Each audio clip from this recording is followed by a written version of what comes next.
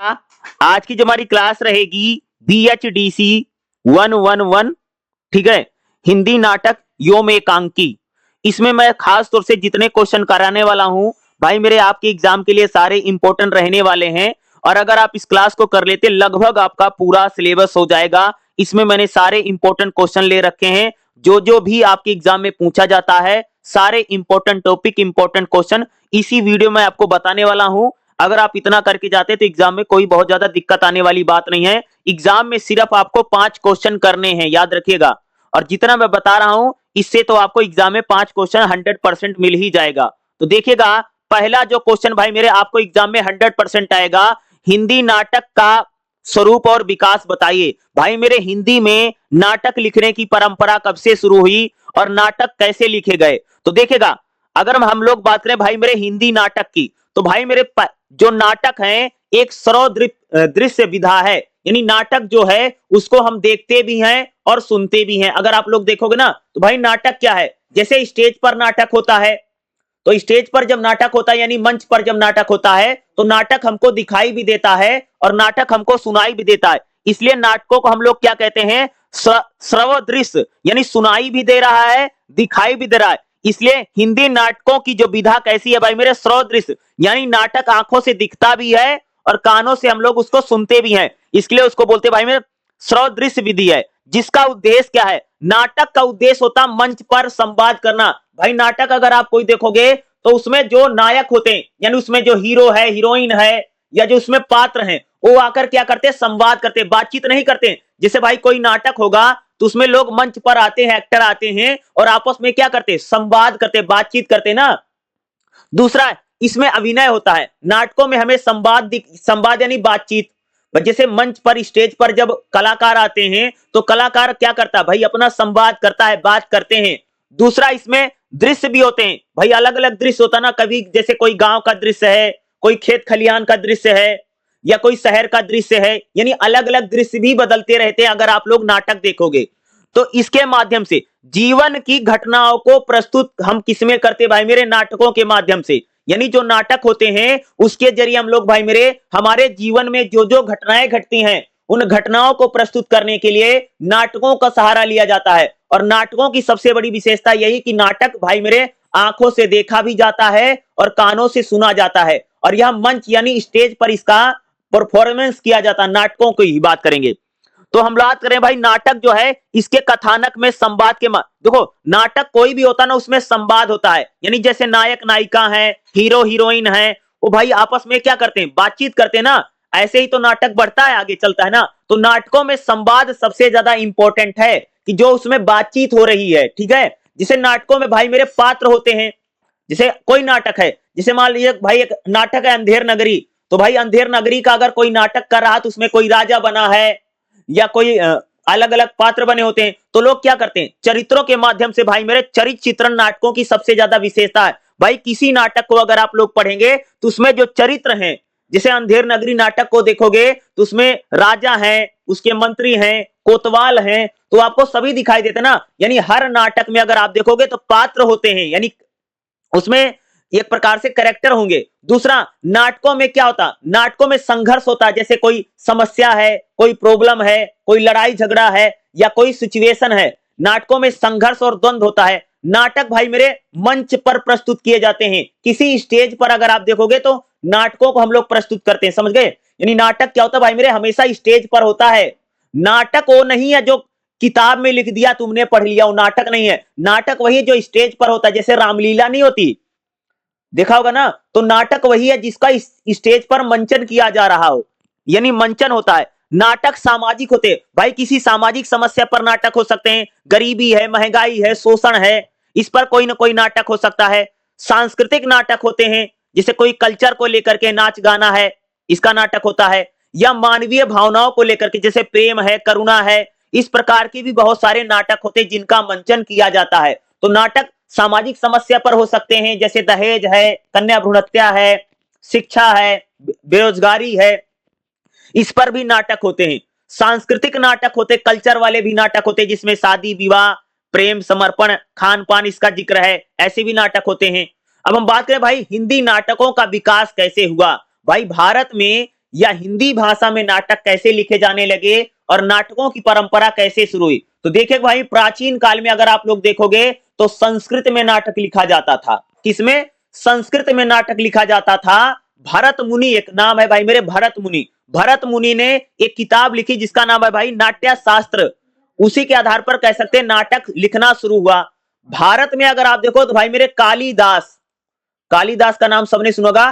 कालिदास जी संस्कृत में नाटक लिखते थे, जैसे अभिज्ञा शाकुंतलम, मल्लिकाग्निमित्रम, ठीक है, कुमार संभवम, ये किसके नाटक हैं? ये सारे कालिदास के नाटक हैं। तो सबसे पहले भाई मेरे प्राचीन काल में कैसा नाटक था भाई मेरे?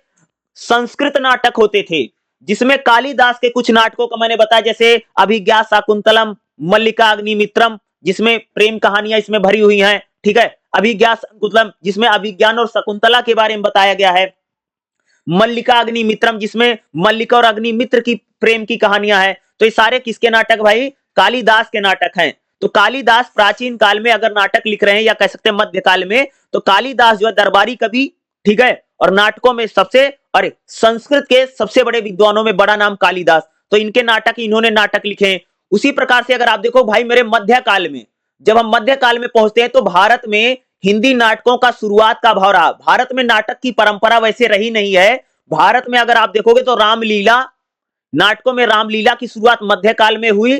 कृष्ण लीला और छोटे छोटे जो लोकल लेवल पर नाटक होते थे वो नाटक होते थे। यानी भारत में नाटक की परंपरा जीवित तो रही, लेकिन वो बहुत छोटे लेवल पर थी। जैसे रामलीला का मंचन किया जाता था या कृष्ण लीला का मंचन किया जाता था। यानी धार्मिक आधार पर जो नाटक हैं वो भारत में परंपरा रही, लेकिन खास तौर से कोई सामाजिक समस्या पर नाटक बने, या आर्थिक समस्या हो, या कोई और समस्या, उस पर नाटक वैसे नहीं। रामलीला होती थी, कृष्ण लीला होती थी। इस प्रकार से भारत में नाटक होते रहे मध्यकाल में।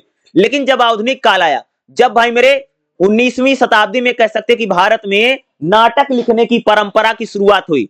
19वीं शताब्दी में कह सकते कि भारतेंदु एक ऐसा व्यक्ति था जिसने कह सकते कि हिंदी भाषा में नाटक लिखने की व्यवस्थित परंपरा की शुरुआत किसने की? भारतेंदु ने की। तो भाई प्रथम यानी महत्वपूर्ण नाटक कौन कार है? भारतेंदु। भारतेंदु ने भाई मेरे सबसे पहले हिंदी भाषा में नाटकों को लिखा। एक बड़ा नाम कह सकते हो। 19वीं शताब्दी में नाटक का, यानी नाटकों के लिखने की हिंदी साहित्य में शुरुआत हुई, जिसमें भारतेंदु ने अंधेर नगरी, भारत दुर्दशा जैसे महत्वपूर्ण नाटकों की रचना की। तो भाई भारतेंदु के नाटक कौन है? अंधेर नगरी तो हमें इस किताब में पढ़ना ही है। दूसरा भारतेंदु का एक नाटक है भाई मेरे भारत दुर्दशा, ठीक है। ये ऐसे कह सकते हैं प्रमुख नाटक भारतेंदु ने लिखे। जयशंकर प्रसाद जी ने भी नाटक लिखे, जैसे जयशंकर प्रसाद ने भाई मेरे स्कंदगुप्त, ध्रुव स्वामिनी, इस प्रकार के नाटक लिखे गए। लक्ष्मी नारायण मिश्र ने भी नाटक लिखा। राकेश मोहन कह सकते हैं, उन्होंने अगर आप देखोगे आधे अधूरे जैसे नाटकों की रचना की। तो राकेश मोहन भी कह सकते भाई मेरे बहुत बड़े नाटककार हैं, जिन्होंने आषाढ़ का एक दिन, ठीक है, आधे अधूरे जैसे महत्वपूर्ण नाटकों की रचना की। धर्मवीर भारती, ये भी बहुत बड़े नाटककार हैं, जिन्होंने अंधा युग एक बहुत ज्यादा महत्वपूर्ण नाटक लिखा, ठीक है। यानी कह सकते हैं सामाजिक, ऐतिहासिक और मनोवैज्ञानिक जो नाटक है उसके लिखने की शुरुआत 19वीं शताब्दी में, यानी हिंदी साहित्य का जैसे खड़ी बोली हिंदी का जब विकास हुआ, उसी का समय कह सकते कि भाई मेरे भारतेंदु हो, जयशंकर प्रसाद हो, या राकेश मोहन हो, इन लोगों ने कह सकते नाटक लिखने की परंपरा की शुरुआत की। भाई नाटक में कौन कौन से तत्व होते हैं? नाटक में क्या क्या होता? भाई नाटक में सबसे ज्यादा जरूरी है कहानी, जिसको बोलते हैं कथानक। हर नाटक में भाई कोई ना कोई स्टोरी होती, कहानी होती। नाटक का महत्वपूर्ण तत्व है भाई कथा। हर नाटक में अगर आप देखोगे तो उसमें कहानी जरूर होती है, कथानक, यानी उसमें कोई ना कोई कथा होगी। नाटक में दूसरा क्या होता? पात्र यानी कैरेक्टर। भाई हर नाटक में कोई ना कोई पात्र होगा, जिसे पात्र होते ना, जो लोग हीरो हीरोइन आकर के अभिनय करते हैं। तीसरा नाटक में होता भाई मेरे संवाद।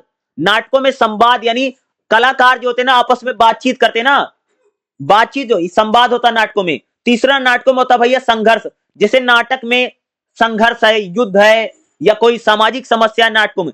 पांचवा भाई नाटक का होता उद्देश्य। हर नाटक का भाई मेरे कोई ना कोई उद्देश्य होता कि नाटक को क्या मैसेज देना चाहता है, या नाटक क्या बताना चाहता है। नाटकों की यह भी विशेषता हमको देखने को मिलती है कि भाई कोई भी नाटक अगर आप देखेंगे या पढ़ेंगे तो उसका कोई ना कोई उद्देश्य जरूर होगा।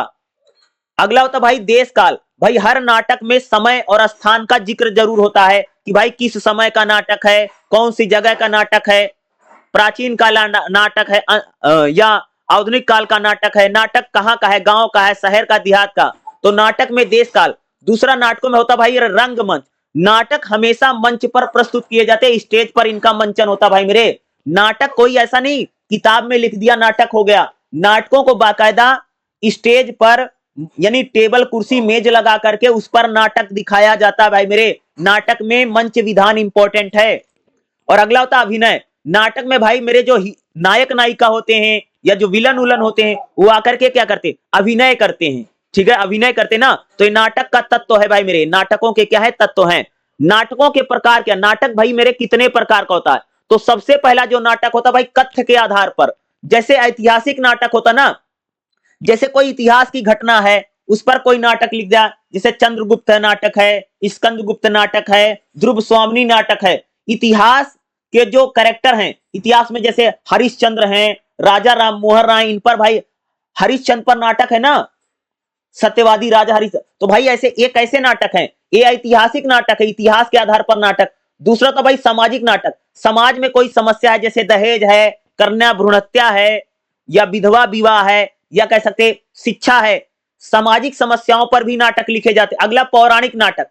पौराणिक नाटक जैसे रामलीला है, कृष्ण लीला है, इस प्रकार के नाटक भैया पौराणिक नाटक, जिसमें देवी देवताओं का जिक्र होता है, इस प्रकार के पौराणिक नाटक होते हैं। जिसमें रामलीला का मंचन भाई एक पौराणिक नाटक होता है, सब लोग रामलीला देखने जाते हैं। कृष्ण लीला भाई खास तौर से होती है, यह भी एक पौराणिक। अगला होता भाई मनोवैज्ञानिक नाटक, जिसमें किसी समस्या के बारे में वैज्ञानिक ढंग से बताया जाता, मनोवैज्ञानिक नाटक है।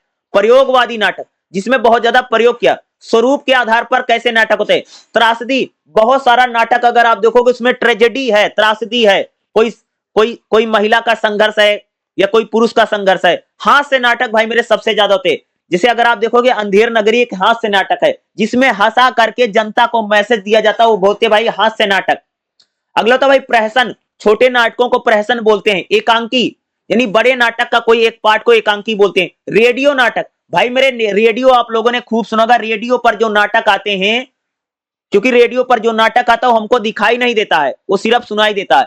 तो रेडियो पर नाटक एक प्रकार का अलग नाटक परंपरा है। रेडियो पर जो नाटक आता है उसमें हमको दिखता नहीं है, इसलिए रेडियो नाटक जो भाई मेरे बहुत ज्यादा विशेष हो जाते हैं। और इनकी इसी से क्या है, खासियत बहुत ज्यादा बन जाती है। अगर मैं रेडियो नाटकों की बात करूं तो रेडियो नाटक बहुत इंपॉर्टेंट है। तो हिंदी नाटकों के विकास में अगर मैं बात करूंगा तो रंगमंच भाई मेरे बहुत ज्यादा इंपॉर्टेंट है। क्या है, रंगमंच। यानी नाटक हमेशा मंचन किया जाता भाई, मंच पर, स्टेज पर इसको दिखाया जाता है। ठीक है। और नाटकों में समस्याओं के बारे में, संवेदनाओं के बारे में, इस प्रकार के भाई मेरे नाटक होते हैं। तो हिंदी नाटक से रिलेटेड मैं जरूर कह सकता हूं कि आपको एग्जाम में एक क्वेश्चन 100% देखने को मिलेगा ही मिलेगा। ठीक है, देखिएगा अगला जो हमारा क्वेश्चन है भाई मेरे, अंधेर नगरी नाटक का संक्षिप्त परिचय दीजिए। अंधेर नगरी नाटक के पात्रों के बारे में बताइए। और भाई मेरे अंधेर नगरी नाटक से रिलेटेड आपको एग्जाम में कम से कम एक क्वेश्चन या ज्यादा से ज्यादा 2 क्वेश्चन आपको 100% मिलेगा ही मिलेगा। और अंधेर नगरी बहुत ही महत्वपूर्ण नाटक है। और अंधेर नगरी नाटक का जो अंधेर नगरी वाला जो नाटक है, ये आपके एग्जाम में 100% पूछा जाएगा। 200% मैं कह सकता हूं कि एग्जाम में आपको अंधेर नगरी एग्जाम में आएगा ही आएगा। कुछ आए या ना आए, अंधेर नगरी नाटक को लेकर के एग्जाम में क्वेश्चन 200% आने वाले हैं, याद रखिएगा, क्योंकि हर साल पूछा जाता है। तो भाई अंधेर नगरी नाटक की बात करते हैं तो अंधेर नगरी जो भाई मेरे भारतेंदु का नाटक है, यह एक हास्य नाटक है और इसमें व्यंग किया गया है। खास तौर से एक राजा जो है कितना मूर्ख है और हमारी सरकार, राजा महाराजा कितने मूर्ख और पागल होते हैं, इसी नाटक में भारतेंदु का लिखा गया। और सबसे दुनिया में भाई मेरे सबसे फेमस नाटकों में भारतेंदु का नाटक है अंधेर नगरी। अंधेर नगरी नाटक क्या है, यह नाटक एक राजनीतिक नाटक है। राजनीति में नेता, राजा कितने मूर्ख होते हैं नाटक बताता है। प्रशासन में जो भ्रष्टाचार है, धर्म अधर्म की बात कौन करता है भाई, अंधेर नगरी नाटक बात करता है। अगर इस नाटक की बात करूं तो यह जो नाटक है एक नगर है, एक राज्य है जिसका नाम है मेरे अंधेर नगरी। अंधेर नगरी नाटक में अगर आप देखोगे तो अंधेर नगरी एक राज्य है जहां एक राजा है जिसका नाम है भाई, ठीक है, अंधेर नगरी में एक राजा राज्य करता है। अंधेर नगरी एक राज्य है जहां पर राजा और उसके मंत्री सारे भ्रष्ट हैं, करप्ट हैं, अयोग्य हैं। राजा भी एक प्रकार का विवेकहीन व्यक्ति है, पागल व्यक्ति है, जिसमें बुद्धि और दिमाग बिल्कुल नहीं है। अंधेर नगरी का जो राजा है वो मूर्ख व्यक्ति है और उसके मंत्री भी उल्टे सिल्टे हैं। अंधेर नगरी में भाई मेरे जो नियम कानून है बिल्कुल उल्टे हैं। अंधेर नगरी में नाटक को अगर आप पढ़ोगे तो पता चलेगा यहां पर जो नियम कानून है बिल्कुल उल्टे बनाए गए हैं, व्यवस्था बिल्कुल नहीं है। अंधेर नगरी नाटक के माध्यम से लेखक सामाजिक और राजनीतिक समस्या को बताता है और हमारी राजनीति में और हमारे समाज में किस प्रकार के समस्याएं हैं उस पर व्यंग करते हैं भाई। खास तौर से भारतेंदु हरिश्चंद्र का नाटक भाई अंधेर नगरी बताता है। अंधेर नगरी जो नाटक है ये बताता है कि राजा भी अयोग्य है, उसका यानी शासन भी अयोग्य है। जब एक अयोग्य व्यक्ति यानी जिस व्यक्ति को राजा नहीं बनना चाहिए ऐसा व्यक्ति जब राजा बन जाता है तो जनता को कितनी परेशानी होती है और राज्य में कितनी अव्यवस्था फैल जाती है। अंधेर नगरी नाटक हमको यही बताता है। अंधेर नगरी नाटक की विशेषता क्या है? तो भाई अंधेर नगरी जो नाटक है व्यंग्यात्मक नाटक है। इसमें समाज और प्रशासन की बुराइयों को बताया गया है, व्यंग किए गए हैं। कैसा नाटक है भाई मेरे? व्यंग्यात्मक नाटक है अंधेर नगरी जो नाटक है। अंधेर नगरी नाटक भाई मेरे सरल भाषा और संवाद इसमें, यानी अंधेर नगरी नाटक ऐसा नाटक है जिसको पढ़ करके आप अच्छे से समझ सकते हैं, सरल भाषा में लिखा गया। अंधेर नगरी भाई सामाजिक समस्या को बताती है। अंधेर नगरी नाटक में भ्रष्टाचार को बताया गया है और हमारे समाज में अंधविश्वास कितना फैला हुआ है। समाज में जो अंधविश्वास है, झाड़ फूक, टोना टोटका, स्वर्ग स्वर्ग और मृत्यु लोक, यानी अंधविश्वास के बारे में और भ्रष्टाचार के बारे में नाटक कौन बात करता है भाई मेरे? अंधेर नगरी। अंधेर नगरी में व्यंग बहुत है, यानी अंधेर नगरी नाटक में पात्रों के माध्यम से जो भारतेंदु है वो भाई मेरे हाथ से उत्पन्न करते हैं। और जो अंधेर नगरी नाटक है लघु और मनोरंजक नाटक है। इसको पढ़ेंगे तो आपको बहुत ज्यादा मनोरंजन होगा और आपको मैसेज भी मिलेगा, सीख भी मिलेगी। अंधेर नगरी नाटक जो भाई बहुत ज्यादा लोकप्रिय नाटक है। ये नाटक जनता को मन से संदेश पहुंचाने की क्षमता कौन रखता है भाई मेरे? अंधेर नगरी नाटक। अंधेर नगरी नाटक बहुत फेमस नाटक, इसको पढ़ोगे तो आपको बहुत अच्छा लगेगा और बहुत बढ़िया नाटक है भाई मेरे अंधेर नगरी नाटक। और एक काम करिएगा भाई मेरे, आप लोग एग्जाम में ना अंधेर नगरी नाटक को एक बार जरूर पढ़ के चले जाना, इंपॉर्टेंट मैं बता। अंधेर नगरी अगर मैं नाटक की बात करूं इसमें कौन कौन से पात्र हैं तो भाई अंधेर नगरी नाटक में सबसे पहले है राजा। अंधेर नगरी नाटक में एक राजा है जो बहुत ज्यादा मूर्ख है, अयोग्य है, जो जो धर्म में बहुत अंधविश्वासी है। और अंधेर नगरी में जो राजा है उसने नियम कानूनों की कोई परवाह नहीं, उल्टे सुल्टे कानून बना रखे हैं। अंधेर नगरी नाटक में भाई मेरे जो मंत्री हैं, अगर मैं मंत्रियों की बात करूं तो मंत्री सारे राजा को गलत सलाह देते हैं, भ्रष्टाचार है, मंत्री बड़े चालाक हैं। यानी अंधेर नगरी में अगर देखोगे जो मंत्री है वो केवल अपना स्वार्थ साधते हैं, वो राजा को कोई भी सलाह दे देते हैं, सिर्फ अपना फायदा करते हैं। अंधेर नगरी नाटक में अगर आप देखोगे जो जनता है, जनता या आम लोग जो है ना वो राजा से बड़े परेशान है या भ्रम में है। अंधेर नगरी नाटक में अगर आप देखो जो व्यापारी हैं, जो कर्मचारी हैं, उनमें बहुत ज्यादा भ्रष्टाचार है, बहुत ज्यादा भ्रष्ट जगह है। ध्यान दे, पात्रों के नाम और विवरण भिन्न हो सकते हैं लेकिन अंधेर नगरी नाटक जो है वो भ्रष्ट शासन पर व्यंग करता है। भाई अंधेर नगरी नाटक बहुत हास्य नाटक और मनो भैया है ना अंधेर नगरी। और यहाँ के राजा का नाम क्या है? चौपट राजा। अंधेर नगरी नाटक में जो राजा, उसका राजा का नाम भाई क्या है? चौपट राजा। अंधेर नगरी चौपट राजा, टके शेर भाजी टके शेर खाजा। यानी यहाँ पर अंधेर नगरी में कह सकते भाई मेरे भाजी यानी सब्जी भी और खाजा भी, दोनों चीजें टके शेर बिक रही हैं। ठीक है, इसलिए भाई मेरे अंधेर नगरी जो नाटक है बहुत इंपॉर्टेंट है। कई बार अंधेर नगरी नाटक का ना पात्र बताइए ये आपसे पूछ लेगा, या अंधेर नगरी नाटक की विशेषता बताइए, या अंधेर नगरी नाटक क्या है विशेषता बताइए। इस टाइप का क्वेश्चन भाई मेरे एग्जाम में ज्यादातर पूछे जाते हैं। और अंधेर नगरी नाटक को एक बार नाटक कैसा उसको पढ़ लीजिएगा। और इंपॉर्टेंट क्या है अंधेर नगरी नाटक का भाई मेरे पात्र पूछेगा, नाटकों के पात्र बताइए। अंधेर नगरी नाटक की विशेषता पूछेगा, तो जो मैं विशेषता बता रहा हूं यही एग्जाम में लिखना है, याद रखिएगा। और अंधेर नगरी नाटक से रिलेटेड क्वेश्चन भाई मेरे 100% एग्जाम में आएगा ही आएगा। इसलिए अंधेर नगरी नाटक को वैसे भी आप लोग एक किताब में पढ़ लेना, बाकी जो मैं बता रहा हूं वो तो आएगा, जो आता हूं मैं बता रहा हूं और अच्छे से करके आइएगा। चलिए अगला क्वेश्चन देखिएगा। अगला जो हमारा क्वेश्चन क्या रहेगा भाई मेरे, जयशंकर प्रसाद के नाटकों की विशेषता बताइए, यानी जयशंकर प्रसाद के कौन कौन से नाटक हैं, उनकी विशेषता क्या है। तो भाई जयशंकर प्रसाद की अगर नाटकों की बात करूं तो इनकी सबसे बड़ी विशेषता, तो जयशंकर प्रसाद की अगर मैं नाटकों की बात करूं ना, तो इन्होंने खास भाई ऐतिहासिक नाटक खूब लिखे हैं, जैसे चंद्रगुप्त मौर्य को लेकर के, या स्कंदगुप्त को लेकर के, ध्रुव स्वामिनी, इस प्रकार के नाटक भाई मेरे जयशंकर प्रसाद ने खूब लिखे हैं। और जयशंकर प्रसाद भाई मेरे इतिहास को आधार बना करके ज्यादातर नाटक लिखते हैं, जैसे चंद्रगुप्त मौर्य हैं, ठीक है, ध्रुव स्वामिनी हैं, स्कंदगुप्त हैं, ये सब लोग इतिहास में हुए हैं। और इन्हीं को आधार बना करके कौन लिखता भाई नाटक, जयशंकर प्रसाद लिखते हैं। और जयशंकर प्रसाद के जो नाटक है बहुत ही ज्यादा महत्वपूर्ण नाटक हैं। तो जयशंकर प्रसाद की अगर मैं नाटकों की बात करूं तो भाई मेरे इन्होंने बहुत ज्यादा रचनात्मक और सृजनशीलता में नाटकों, जयशंकर प्रसाद के जो नाटक, इसमें अभिनय बहुत ही महत्वपूर्ण है और साहित्यिक नाटक है, बहुत ही ज्यादा साहित्य की दृष्टि से महत्वपूर्ण नाटक है भाई मेरे जयशंकर प्रसाद के। हिंदी नाटकों में मनोवैज्ञानिक और ऐतिहासिक तत्व जयशंकर ने जोड़ा है। जयशंकर प्रसाद के जो नाटक हैं अगर आप उनको पढ़ेंगे तो आपके दिमाग को सोचने पर मजबूर कर देंगे भाई मेरे। और जयशंकर प्रसाद जो है उनके नाटकों में इतिहास के तत्व बहुत हैं, यानी इतिहास को आधार बना करके भाई मेरे जयशंकर प्रसाद जो हैं वो अपने नाटकों को लिखते हैं, यानी मनोवैज्ञानिक नाटक हैं जयशंकर प्रसाद के। यानी नाटक को पढ़ोगे तो आप उस चीज को सोचने के लिए मजबूर हो जाएंगे। इस प्रकार का नाटक है किसका भाई मेरे, जयशंकर प्रसाद का नाटक है। दूसरा, ऐतिहासिक नाटक बहुत ज्यादा है, यानी इतिहास को आधार बना करके नाटक लिखते हैं। दूसरा, पौराणिक नाटक है।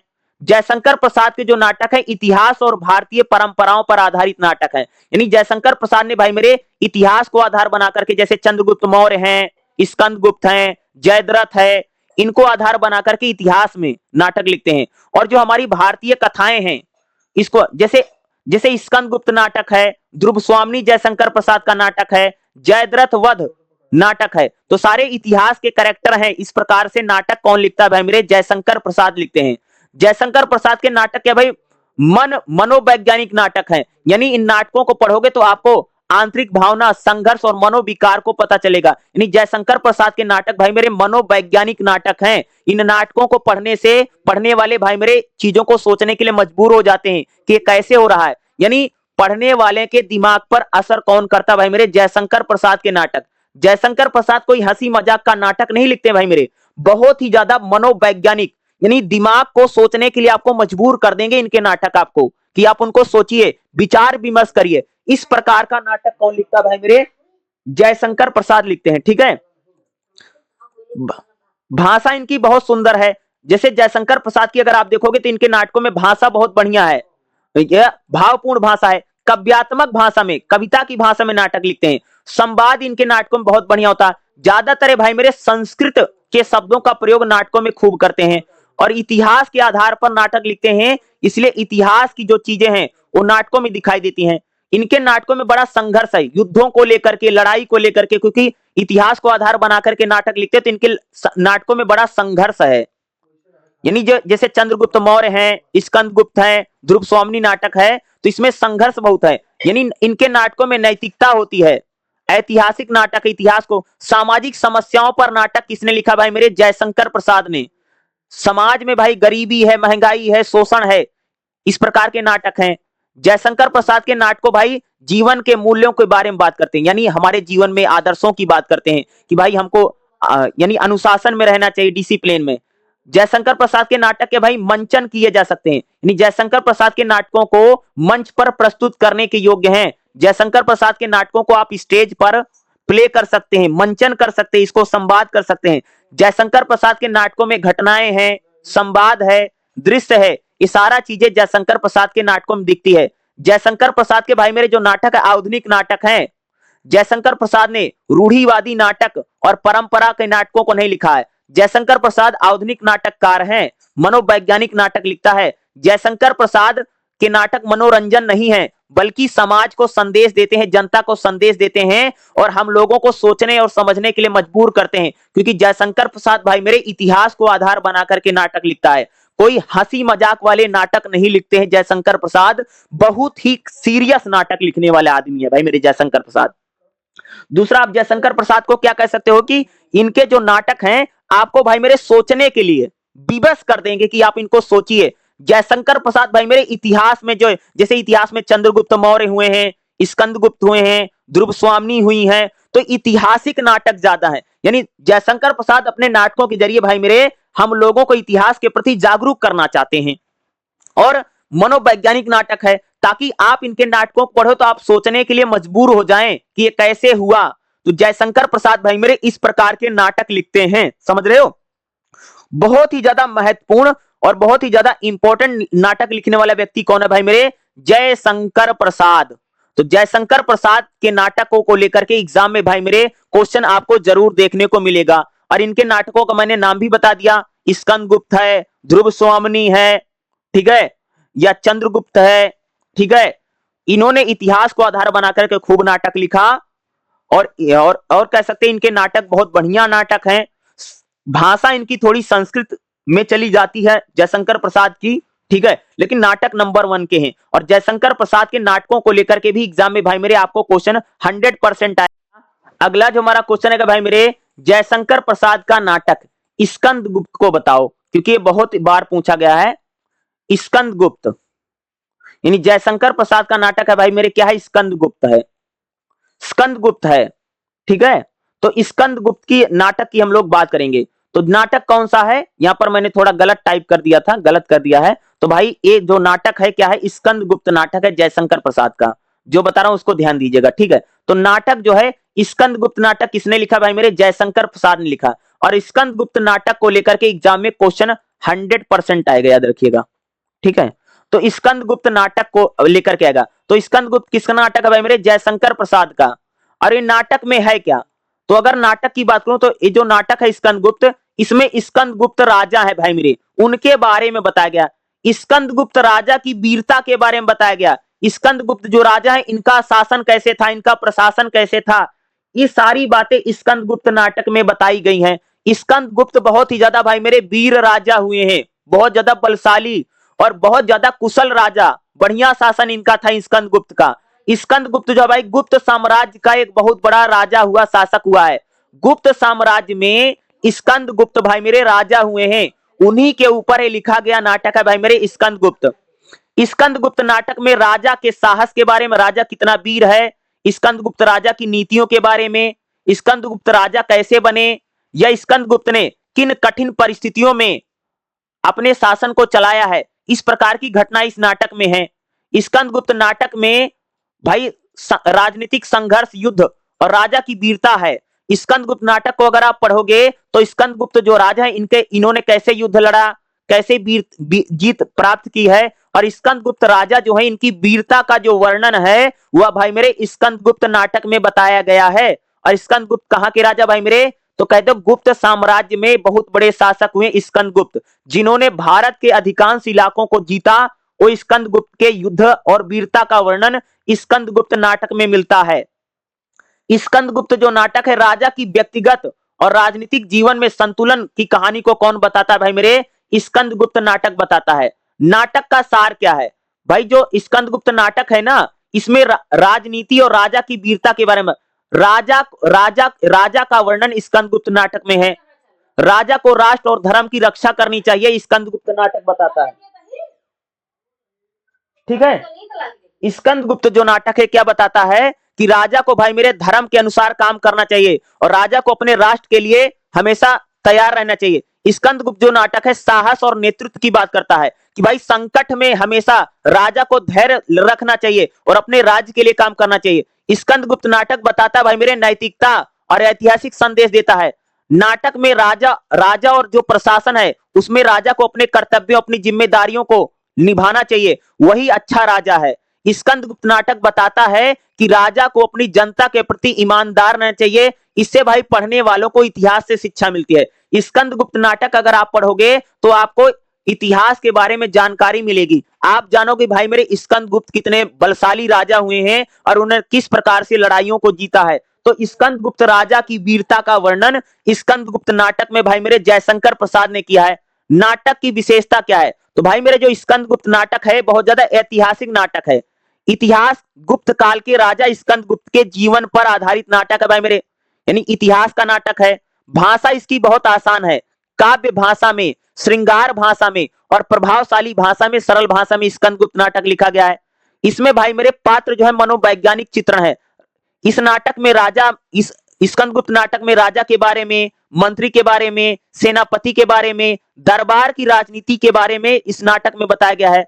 स्कंदगुप्त नाटक भाई मेरे सामाजिक नाटक है और नैतिक संदेश देता है। स्कंदगुप्त नाटक बताता कि राजा कैसा होना चाहिए और राजा को अपने जनता के लिए हमेशा तैयार रहना चाहिए। स्कंदगुप्त नाटक भाई मंचीय नाटक है, आप इसका स्टेज पर परफॉर्मेंस कर सकते हैं। यानी स्कंदगुप्त जो नाटक है इसका मंचन किया जा सकता है, मंचन करने के योग्य है। यानी इस नाटक को आप भाई मेरे टेबल कुर्सी लगा करके इस नाटक को प्रस्तुत कर सकते हैं, स्टेज पर दिखा सकते हैं। और स्कंदगुप्त नाटक है, इसमें युद्ध के बारे में और राजनीतिक समस्याओं के बारे में बताया गया है।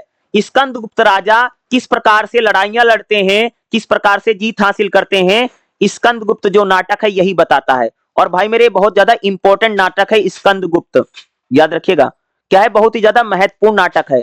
निष्कर्ष क्या लिखोगे, स्कंदगुप्त नाटक जयशंकर प्रसाद का नाटक है।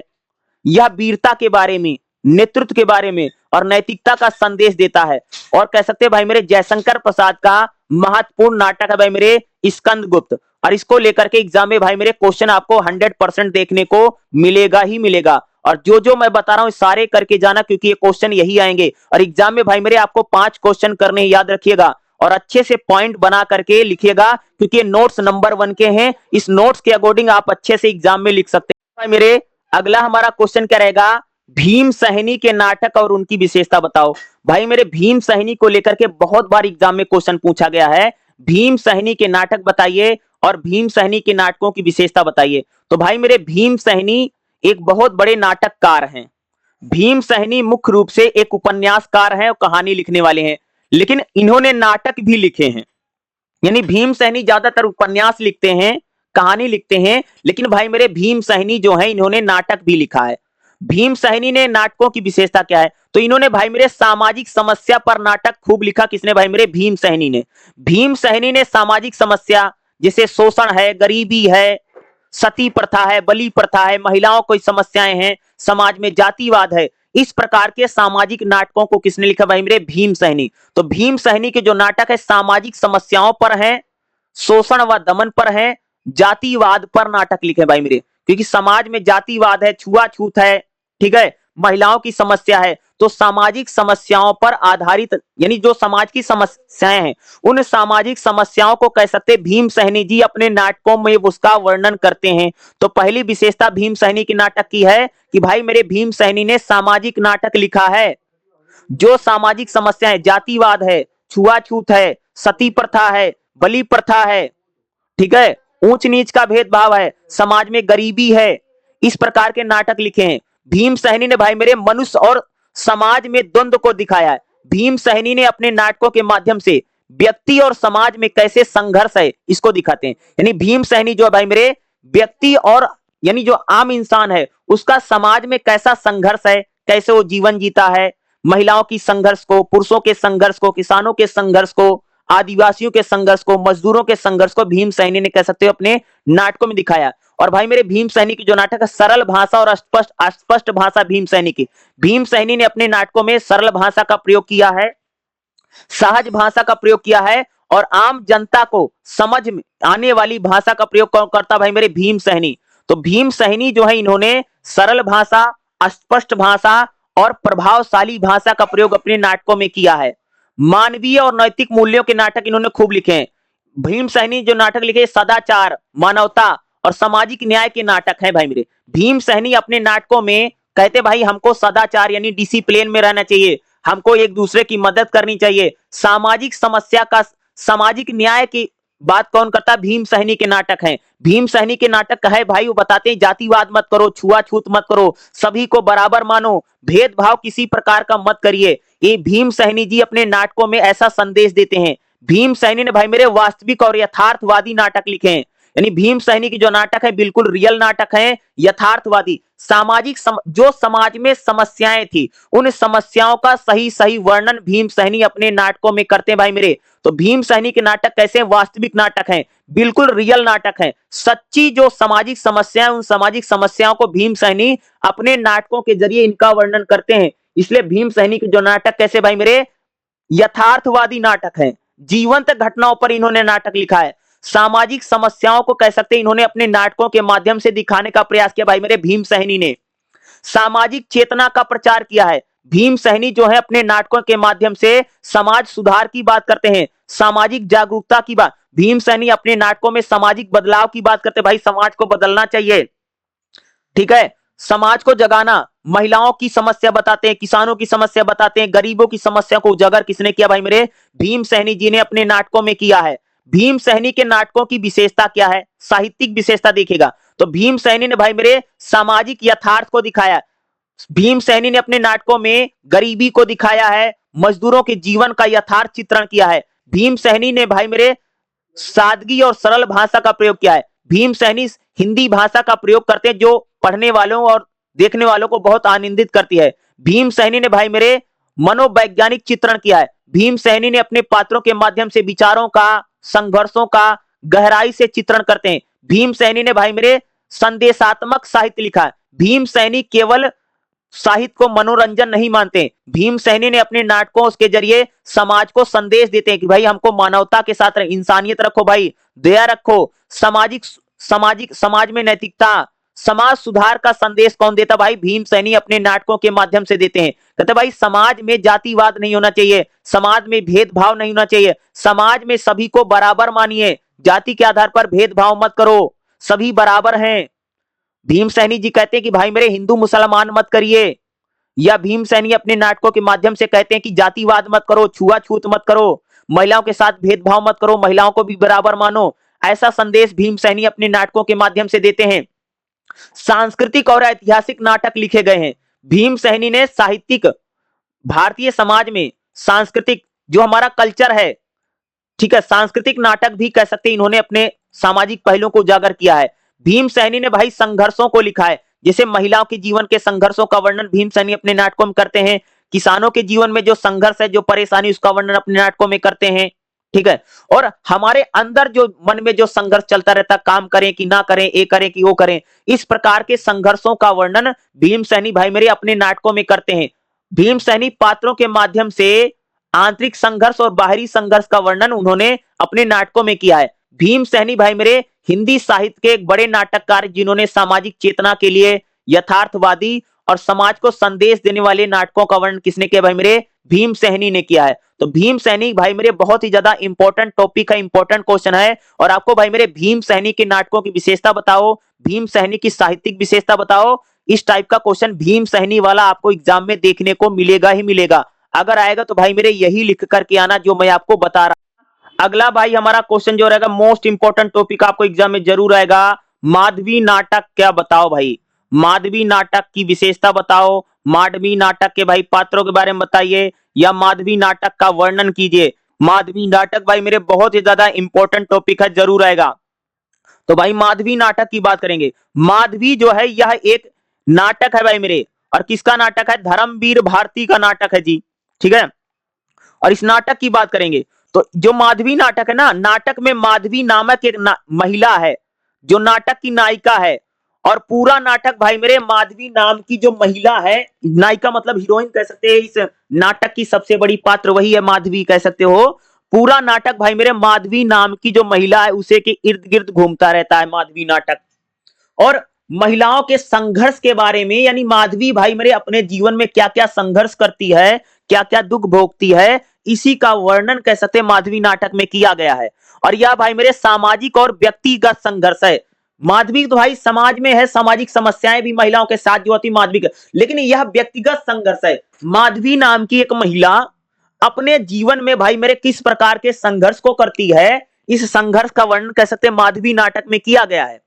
माधवी जो नाटक भाई सामाजिक रूढ़िवाद को बताता, रूढ़िवाद मतलब पुराने जो रीति रिवाज हैं उनके बारे में बताएगा, भाई महिलाओं को किस प्रकार से पुराने रीति रिवाज में भाई महिला लगी रहती है, समझ गए। यानी माधवी जो नाटक है सामाजिक रूढ़िवादिता को बताता है, क्योंकि हमारा समाज महिलाओं को पुरानी परंपराएं, पुराने रीति रिवाज में जकड़ के रखता भाई मेरे, समझ गए।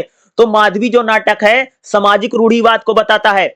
सामाजिक बंधन भाई मेरे, महिला तो भाई मेरे सामाजिक बंधन में बंधी हुई है ना, महिला एक माँ है, एक बेटी है, एक बहन है, एक पत्नी है, भाई वो हमेशा अपनी माँ के जिम्मेदारी निभाने में लग जाती है, बहन की, बहू की, पत्नी की, बेटी की। तो महिलाएं भाई मेरे सामाजिक बंधनों में पूरी तरह से फंसी हुई है, बंधी हुई है ना।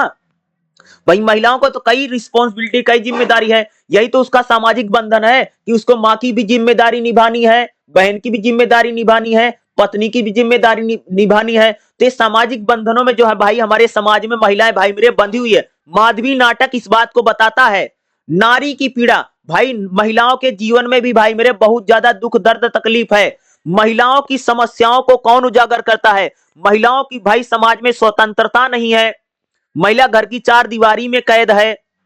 महिलाओं के जीवन की जो पीड़ा है, जो दुख है, दर्द है, वह माधवी नाटक में कह सकते हैं हम लोगों को देखने को मिलता है। माधवी नाटक भाई मेरे एक सशक्त नाटक है, जिसकी जो नायिका माधवी है, ये अपने जीवन में स्वतंत्रता और सम्मान की खोज करती है। माधवी जो है भाई चाहती कि मुझे जीवन में आजादी मिले, भाई मैं खुली रहूं, मेरे पर कोई पाबंदी ना लगे। ये माधवी नाटक में कह सकते हो। दूसरा, सम्मान की खोजने वाली नाटक कौन है? माधवी। माधवी नाटक की घटना कौन है? भाई माधवी जो नाटक है सामाजिक और पारिवारिक संघर्षों का नाटक है। इसमें पारिवारिक समस्याओं को दिखाया गया है और सामाजिक नाटक है, इसमें बहुत ज्यादा विरोध है।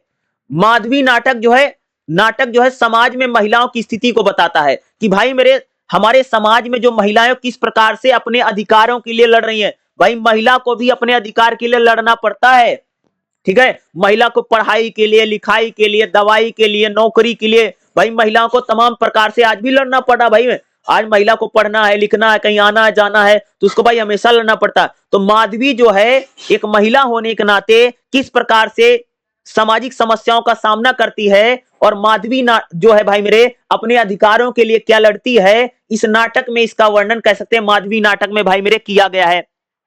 नाटक के अगर मैं माधवी नाटक के संदेश की बात करूं तो माधवी नाटक महिला के सम्मान की बात करता कि भाई ये नाटक बताता है कि महिलाओं का सम्मान होना चाहिए, क्योंकि माधवी जो है महिलाओं के सम्मान के लिए कह सकते भाई मेरे संघर्ष कर रही है। माधवी नाम की जो महिला है वो भाई महिला नारी सम्मान की बात हो रही है यहां पर, ठीक है। और नारियों की स्वतंत्रता, भाई महिलाओं को भी आजादी मिलनी चाहिए, ये मूल तत्व नाटक का है। नाटक माधवी नाटक जो है बताता है कि महिलाओं को भी समाज में स्वतंत्रता मिले, उनको भी भैया आने जाने की आजादी हो, उनको भी अपना वर चुनने की, शादी करने की, नौकरी करने की, यानी उन पर कोई पाबंदी ना लगे, उनको भी स्वतंत्रता हमारे समाज में मिलनी चाहिए। यह माधवी नाटक हमको बताता है। जो महिला सम्मान यानी नारी सम्मान की बात कौन करता भाई मेरे? माधवी नाटक करता, याद रखिएगा। और ये जो माधवी नाटक है नारी की स्वतंत्रता का समर्थक नाटक है। माधवी भाई मेरे आजादी चाहती है, बंधनों में बंधना नहीं चाहती है भाई मेरे माधवी, ठीक है। माधवी नाटक बताता है। अगर हम लोग माधवी नाटक की बात करेंगे इसकी संरचना कैसे है, तो भाई माधवी जो नाटक है इसमें नायिका जो है वो सामाजिक स्थितियों को बताती है, समाज में जो संघर्ष करती। माधवी की सामाजिक और व्यक्तिगत संघर्ष का विस्तार इस नाटक में बताया गया है। जो माधवी है इसकी जो नायिका हीरोइन कह सकते हो संघर्ष का समाधान करती है और समाज को संदेश भी माधवी देती है। अगर हम माधवी नाटक की बात करें तो माधवी नाटक भाई मेरे एक कथा शैली में लिखा गया जीवंत नाटक है, जिसमें पात्रों के बारे में माधवी जो है एक इस माधवी की आंतरिक मनोवैज्ञानिक भावनाओं को इसमें बताया गया है। माधवी जो नाटक है सांस्कृतिक और सामाजिक नाटक है भाई मेरे। यह नाटक जो है समाज में वास्तविकता यानी सच्चाई को बताता है। हमारे समाज में क्या समस्याएं महिलाओं को लेकर के यह माधवी नाटक हमको बताता है। माधवी नाटक को भाई मेरे मंच पर भी इसको प्रस्तुत किया जा सकता है, नाटक की विशेषता है। यानी माधवी एक ऐसा नाटक है आप इसे स्टेज पर शो भी प्ले भी कर सकते हैं। ये नाटक हमको कौन बताता भाई मेरे? माधवी जो नाटक है, ठीक है। माधवी नाटक भाई महिलाओं को संदेश देता है। माधवी नाटक नारियों की स्वतंत्रता की बात करता है और कहता भाई महिला को भी सम्मान मिलना चाहिए, भाई उसकी भी रिस्पेक्ट करो, उसकी भी इज्जत करो, महिला की भी सम्मान करो। ये कौन बताता भाई मेरे? माधवी नाटक बताता है। और माधवी नाटक आएगा ही, अगर माधवी नाटक 100% आता भाई मेरे, ठीक है। माधवी नाटक के बारे में उसकी विशेषता बताओ, माधवी नाटक में पात्रों की विशेषता बताओ, या माधवी नाटक की यानी कथ्य क्या है, इस प्रकार का क्वेश्चन जरूर आएगा भाई मेरे माधवी नाटक, ठीक है।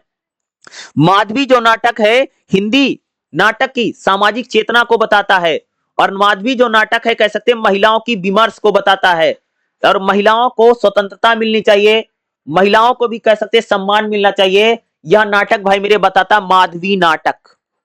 और माधवी नाटक भाई मेरे एग्जाम में आएगा ही आएगा, याद रखिएगा, समझ गए, आना ही आना। और जो जो मैं बता रहा हूं देखो, ये नोट्स में बहुत ज्यादा हेडिंग वेडिंग बनाई गई हैं, इसी हेडिंग को आपको अच्छे से एक्सप्लेन कर दोगे ना तो एग्जाम में आपको नंबर अच्छा मिलेगा, समझ गए। डायाग्राम बनाइए, समझ गए, डायाग्राम वायाग्राम बना के लिखो तो भाई मेरे नंबर अच्छा आएगा, समझ रहे हो, ऐसे भर देने से नहीं आता है, ठीक है। यानी जिसमें 6-6 7-7 मैं हेडिंग बता रहा हूँ, 6-6 7-7 पॉइंट बता रहा हूँ, इनको हेडिंग बढ़िया से बनाओ और हेडिंग को अच्छे से एक्सप्लेन कर दो। जो मैं समझाता हूं ना वही आपको भर भर के एक्सप्लेन कर देना, घुमा फिरा के जोड़ जोड़ के एक्सप्लेन कर दो, समझ गए। तो इससे एग्जाम में आपको नंबर अच्छा जरूर मिलेगा भाई मेरे, समझ रहे हो, क्योंकि माधवी नाटक का क्वेश्चन आएगा ही आएगा एग्जाम में। चलिए अगला क्वेश्चन बताते हैं भाई मेरे। अगला जो हमारा क्वेश्चन रहेगा भाई मेरे, क्या रहेगा, दीपदान एकांकी की विशेषता बताइए। देखिएगा, दीपदान एकांकी क्या है, ठीक है। एकांकी मतलब समझते हो कि भाई ऐसा जिसमें सिर्फ एक पार्ट है, एक अंक है, उसी को बोलते हैं भाई एकांकी। तो देखेगा एकांकी का स्वरूप क्या है, तो दीपदान जो एकांकी है वन प्ले है, वन पार्ट प्ले है, यानी यह बहुत ज्यादा शॉर्ट में नाटक है। ऐसे भाई नाटक जो बहुत शॉर्ट में होते हैं उसको बोलते हैं एकांकी। तो दीपदान जो है एक एकांकी है, बहुत ही ज्यादा संक्षिप्त यानी शॉर्ट नाटक है, जिसे एक ही अंक यानी दृश्य में प्रस्तुत किया जा सकता है, यानी इसमें दूसरा पर्दा लगाने की जरूरत नहीं है भाई मेरे। एक अंकी मतलब एक ही स्टेज लगेगा, उसी पर पूरा नाटक खत्म हो जाएगा भैया मेरे, दूसरा स्टेज लगाने की, पर्दा गिराने की जरूरत नहीं है, यही एकांकी है। यानी एकांकी ऐसा नाटक होता है, इसमें भाई मेरे जब नाटक चलेगा ना तो पर्दा नहीं गिरेगा, एक ही जगह पर एक ही दृश्य में सारी घटना घट जाएगा, यही एकांकी है। एकांकी जो होता है भाई इसकी लंबाई कम होती है एकांकी नाटक की, इसमें विचार और भाव बहुत गहरे होते हैं। एक दीपदान जो एकांकी, इसमें सामाजिक और मानवीय समस्याओं को बताया गया है। दीपदान जो एकांकी है सामाजिक संदेश देता है और मानवीय समस्याओं को बताता है। दीपदान जो एकांकी है मानवीय संवेदना, रिश्तों के बारे में और नैतिक पहलुओं को उजागर करता है। दीपदान जो एकांकी भाई मेरे संवाद प्रधान नाटक, इसमें जो कैरेक्टर है आपस में भाई मेरे बातचीत करते हैं यानी संवाद करते हैं, संवाद वाला नाटक है, जिसमें पात्रों की भावनाएं भी स्पष्ट होती हैं। दीपदान जो एकांकी भाई पात्रों की संख्या बहुत सीमित है। दीपदान एकांकी में एक में अधिक पात्र नहीं है, ठीक है, ज्यादा कैरेक्टर नहीं होता भाई एकांकी में। दीपदान में जो पात्र का चयन संदेश को प्रभावी बनाने के लिए किया जा सकता है। दीपदान जो एकांकी भाई मेरे भावनात्मक और मनोवैज्ञानिक गहराई को बताता है। दीपदान जो एकांकी है या भाई मेरे मानव की मन की जटिलता, भाई हमारा जो मन होता है कैसे कितना जटिल है, कहीं इधर जाता कहीं उधर जाता, कुछ भी सोचते रहते उसको बताता है। और मानवीय भावनाओं को कौन बताता है, ये दीपदान एकांकी बताता है। भाई मेरे पाठकों के आंतरिक संघर्ष को संदेश देता है। दीपदान जो एकांकी इसका मंच पर प्रस्तुत किया जा सकता है, खास तौर से सरल और संवाद भाषा में इसका मंचन किया जा सकता है। दीपदान जो एकांकी है मानवता की बात करता है। दीपदान एकांकी का संदेश है भाई मानवता की बात करता है कि हम लोग इंसानियत होनी चाहिए, सच्चाई होनी चाहिए, ईमानदारी होनी चाहिए। कौन बताता है, दीपदान एकांकी बताता है। नैतिकता की बात करता है, भाई हम लोगों में नैतिकता होनी बहुत ज्यादा जरूरी है, कौन बताता है, ये दीपदान एकांकी है। कौन सा, दीपदान जो एकांकी है ये नैतिकता की भी बारे में क्या करता है भाई मेरे, बात करता है कि हम लोगों को नैतिक रूप से ईमानदार होना चाहिए। सामाजिक चेतना यानी समाज को भी संदेश देता, भाई दीपदान जो एकांकी है समाज को संदेश देता है कि समाज को जगाना या सामाजिक परिवर्तन का संदेश कौन देता भाई मेरे, दीपदान जो एकांकी है, ठीक है। दीपदान एकांकी बहुत ही शॉर्ट में प्रभावशाली और संदेशपूर्ण नाटक है जो दर्शकों को सोचने पर मजबूर कर देता भाई मेरे, दीपदान अगर मैं एकांकी की बात करूं, ठीक है। चलिए अगला क्वेश्चन देखते हैं भाई मेरे, क्या रहेगा, विष्णु प्रभाकर के साहित्य की विशेषता बताओ। तो भाई मेरे विष्णु प्रभाकर आपके एग्जाम में जरूर आते हैं और इनका चैप्टर भी विष्णु प्रभाकर। तो भाई मेरे विष्णु प्रभाकर के साहित्य की विशेषता बताइए या विष्णु प्रभाकर के नाटकों की एकांकी की विशेषता बताइए, इस टाइप का क्वेश्चन आएगा। तो भाई मेरे विष्णु प्रभाकर क्या है, तो भाई मेरे विष्णु प्रभाकर एक बहुत बड़े साहित्यकार हुए, बहुत बड़े लेखक हुए, बहुत बड़े नाटककार कहानीकार विष्णु प्रभाकर हैं। तो विष्णु प्रभाकर की विशेषता क्या है कि भाई विष्णु प्रभाकर यथार्थवादी सामाजिक सच्चाई को विष्णु प्रभाकर ने लिखा है। विष्णु प्रभाकर ने कह सकते हैं कि सामाजिक सच्चाई को, जैसे आम आदमी के जीवन में क्या कठिनाई है, समाज में भ्रष्टाचार है, सामाजिक कुरीतियां हैं, उसको कह सकते विष्णु प्रभाकर जी ने कह सकते अपने भाई मेरे साहित्य में दिखाने का प्रयास किया है। विष्णु प्रभाकर जो भाई मेरे मानव मनोविज्ञान का चित्रण करते हैं। हमारे जीवन में जो भाव आते हैं, जैसे हमारे जीवन में भाई प्रेम है, करुणा है, त्याग है, बलिदान है, मानवीय संघर्षों को लिखने वाला व्यक्ति कौन है भाई मेरे? विष्णु प्रभाकर है। मानसिक स्थिति की गहराई से कौन लिखता भाई? विष्णु प्रभाकर है। यानी हमारे जीवन में जो मानसिक समस्याएं हैं, जो मानसिक स्थिति होती है, कभी हमें दुख होता भाई मेरे, कभी हमको सुख होता है, ठीक है, कभी हम दर्द में चले जाते हैं, भाई हमको प्यार मिलता है, देखो प्यार भी तो कई बार होता है, लेकिन कई बार जब प्यार में लोग बिछुड़ जाते हैं तो दुख भी आदमी को होता है। तो मानसिक स्थितियों को गहराई से कौन लिखता भाई मेरे? विष्णु प्रभाकर है। विष्णु प्रभाकर जो भाई मेरे सरल भाषा का प्रयोग करते हैं, सरल व सहज भाषा का प्रयोग करते हैं, जो पाठकों को बहुत ज्यादा आनंदित करती है। नहीं, विष्णु प्रभाकर कह सकते भाई मेरे बहुत ज्यादा कठिन भाषा का प्रयोग नहीं करते, हार्ड लाइन नहीं लिखते हैं, यानी सरल सरल शब्दों का प्रयोग करते हैं, यानी देशज शब्दों का है, यानी आम बोलचाल की भाषा के जो शब्द हैं वह विष्णु प्रभाकर अपने साहित्य में प्रयोग करते हैं। विष्णु प्रभाकर भाई संदेशात्मक और नैतिकता पर आधारित काबिल साहित्य लिखते हैं। विष्णु प्रभाकर ने अपने साहित्य में मानवता के बारे में बात किया, इंसानियत, सच्चाई, ईमानदारी की बात करते हैं, नैतिकता की बात करते हैं, और समाज को जगाने का संदेश कौन देता भाई? अपने साहित्य के माध्यम से विष्णु प्रभाकर। तो विष्णु प्रभाकर सामाजिक जागरूकता का भी संदेश देते हैं। समाज को जगाने का प्रयास किसने किया भाई? विष्णु प्रभाकर जी ने। यानी विष्णु प्रभाकर समाज में जो कुरीतियां हैं, जातिवाद है, भेदभाव है, छुआछूत है, ऊंच नीच है, अमीर गरीब की खाई है, समाज में एक जाति का व्यक्ति दूसरी जाति में विवाह नहीं करता है, एक जाति का आदमी दूसरे जाति के घर का पानी पीता है, इस प्रकार की सामाजिक समस्याओं को विष्णु प्रभाकर अपनी साहित्य में लिखते हैं। और समाज में बदलाव की भी बात करते हैं, भाई जातिवाद मत करो, छुआछूत मत करो। विष्णु प्रभाकर ने कैसे, तो भाई जो इनके पात्र हैं, ये पात्रों को जीवंत प्रस्तुत करते हैं, और इनके पात्र बहुत आसान है। आम बोलचाल की भाषा का प्रयोग कह सकते हैं विष्णु प्रभाकर ने अपने साहित्य में किया। जो आम बोलचाल की भाषा नहीं होती, जो सामान्य हमारी भाषा होती है, जो हमें आसानी से समझ में आ जाए, इस प्रकार की भाषा का प्रयोग कौन करता भाई मेरे? विष्णु प्रभाकर। यानी आम बोलचाल की जो भाषा ना, जो हम लोग सामान्यता समझ जाते हैं कि भाई क्या कहा जा रहा है, क्या नहीं कहा जा रहा है, इस प्रकार की भाषा किसकी है भाई मेरे? विष्णु प्रभाकर जी की भाषा है। सामाजिक और राजनीतिक चेतना की बात करते हैं। विष्णु प्रभाकर अपने साहित्य में सामाजिक न्याय की बात करते हैं, समाज में न्याय होना चाहिए भाई, हर व्यक्ति को, महिला को भी न्याय मिले, ये नहीं कि महिला समाज में दबी हुई है, समाज में दलितों को न्याय मिलना चाहिए, आदिवासियों को न्याय मिलना चाहिए, समाज में अमीर गरीब के बीच में जो खाई है कम होनी चाहिए, सामाजिक न्याय, सामाजिक संघर्ष वाली बातें साहित्य में कौन करता है? विष्णु प्रभाकर। स्वतंत्रता की बात करते हैं और समाज को जगाने की प्रयास करते हैं। समाज जो है, समाज में अंधविश्वास है, समाज में छुआछूत है, समाज में जो तमाम बुराइयां हैं, इन बुराइयों को दूर करने का प्रयास कौन करता है? विष्णु प्रभाकर अपने साहित्य के माध्यम से। संघर्षों और द्वंद्वों को लिखने वाला विष्णु प्रभाकर है। विष्णु प्रभाकर ने कह सकते हमारे जो व्यक्तिगत संघर्ष है, हमारे जीवन में भाई जो दुख है, दर्द है, पीड़ा है, उसको विष्णु प्रभाकर ने लिखा है। और हमारे समाज में जो संघर्ष है, समाज में जाति के नाम पर संघर्ष है, धर्म के नाम पर संघर्ष है, छुआछूत के नाम पर संघर्ष है, समाज में ऊंच नीच का बहुत ज्यादा प्रभाव है, इस प्रकार के नाटक या कह सकते साहित्य विष्णु प्रभाकर जी ने लिखा है। विष्णु प्रभाकर भाई मेरे सुसंगत और प्रभावशाली कथाएं यानी कहानी कथलित। विष्णु प्रभाकर भाई मेरे बहुत ज्यादा सुसंगत और मनोवैज्ञानिक तरीके से इन्होंने साहित्यिक रचनाएं की हैं। विष्णु प्रभाकर कह सकते हैं भाई मेरे जो हैं वह साहित्य का, ये उनका जो साहित्य समाज और मानव को बिल्कुल सच्चाई को यथार्थ पर चित्रित करता है। विष्णु प्रभाकर ने अपने साहित्य में कह सकते हैं नैतिकता के बारे में समाज को संदेश दिया है और सामाजिक परिवर्तन का समर्थन कौन करता भाई? विष्णु प्रभाकर करते हैं। और जो हमारे समाज में बुराइयां हैं, उन सामाजिक बुराइयों को दूर करने का प्रयास करने वाला व्यक्ति कौन है भाई मेरे? विष्णु प्रभाकर हैं। तो विष्णु प्रभाकर को लेकर के एग्जाम में भाई मेरे क्वेश्चन आपको 100% देखने को मिल सकता है। भाई मेरे अगला जो हम बात करेंगे, हमारा क्वेश्चन क्या, नुक्कड़ नाटक क्या होता है भाई मेरे? एग्जाम में कई बार इन्होंने 10 नंबर में पूछा है, 10 नंबर में आता है। नुक्कड़ नाटक क्या होता है? नुक्कड़ नाटक क्या है? नुक्कड़ नाटक एक भाई सार्वजनिक स्थान पर, खुले मंच पर, जो छोटे छोटे गली मोहल्ले नहीं होते, वहां पर जो नाटक होता है उसे को नुक्कड़ नाटक बोलते हैं, जिसमें छोटा नाटक होता है। जो नाटक सड़क या किसी गली में जनता के सामने, भाई जो नाटक किसी सड़क के किनारे या किसी गली में या जनता के सामने हो रहा है, वही नुक्कड़ नाटक है।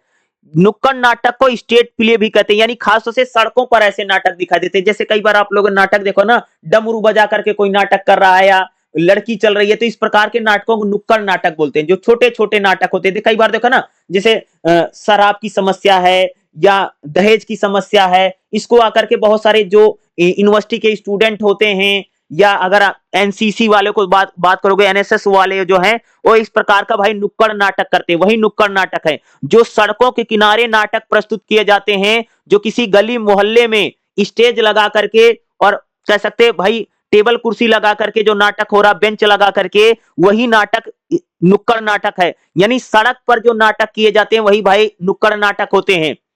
नुक्कड़ नाटक की विशेषता क्या है?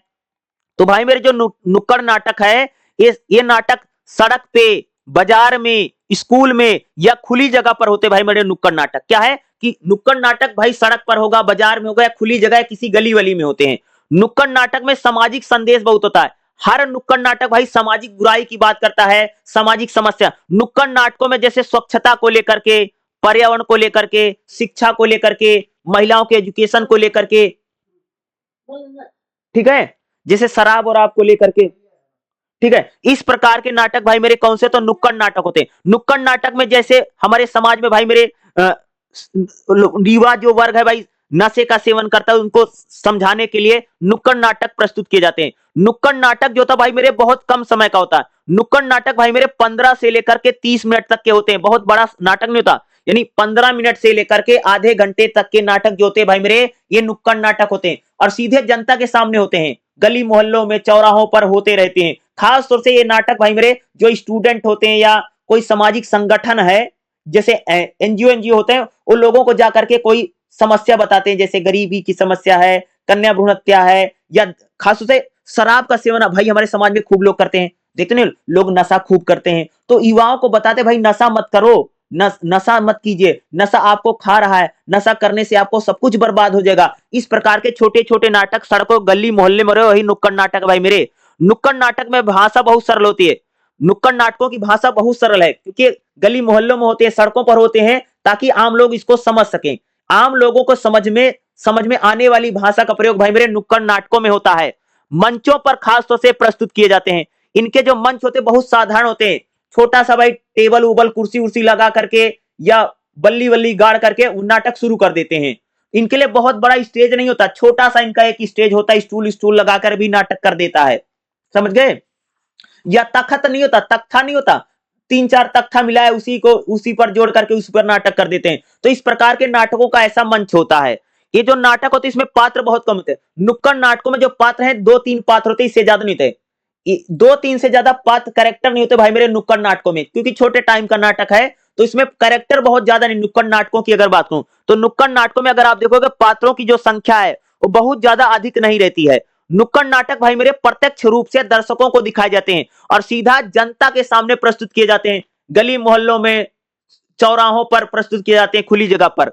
नुक्कड़ नाटक भाई सामाजिक संदेश को बताने, यानी जनता को सामाजिक संदेश कौन देता है? नुक्कड़ नाटक देते हैं। सामाजिक बदलाव की बात करते हैं, जैसे गरीबी है, शोषण है, जैसे समाज में भाई महिलाओं को लेकर के है, या नशा है युवाओं में, इस प्रकार के संदेश नुक्कड़ नाटक देते हैं।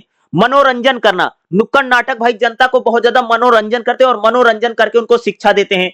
नुक्कड़ नाटक भाई मेरे लोकल भाषाओं में, जैसे हरियाणवी है, अवधी है, पंजाबी है, यानी जो नॉर्मल सामान्य भाषा नहीं थे, बोलचाल की भाषा, इन्हीं भाषाओं में भाई मेरे नुक्कड़ नाटकों को मंचन किया जाता है।